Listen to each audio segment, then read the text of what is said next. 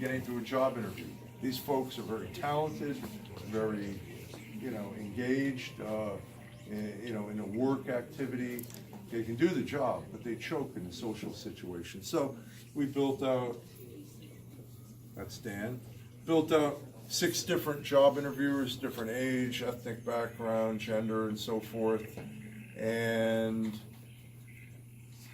we can make it so each character is in a different backdrop. You can pick the backdrop, so whether it's a restaurant job, a warehouse job, an office job, so you make it more realistic. And each character can be set at 3 different levels of provocativeness: soft touch interviewer, neutral interviewer, cranky interviewer, and each character is set that way. So here's this character, this backdrop, soft touch. I'm glad you're here. In a minute, we'll get into some questions about the job. But before we do, why don't you just tell me about yourself? Now you can go through that interview, you can make her neutral or cranky, or you can pick another character and do an interview. And so here's another character in a different mode. This is an entry-level position. I guarantee there will be things you won't like about this job. That said, what's the most important thing you think you're looking for in a job?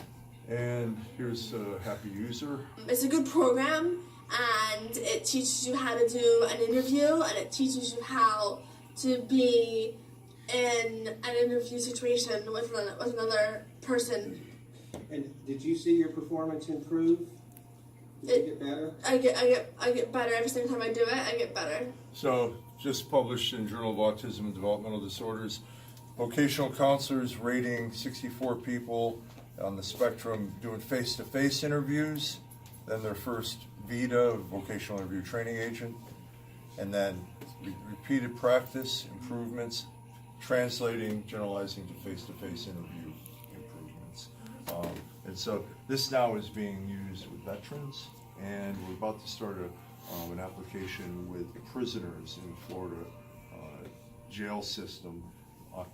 Before they get paroled or on the verge of getting paroled, you give them training in how to talk to an interviewer and how to describe your incarceration or whatever it is, and because these are all folks that to some level have anxiety about this kind of job interview thing. So this is a combination of exposure therapy and skill training.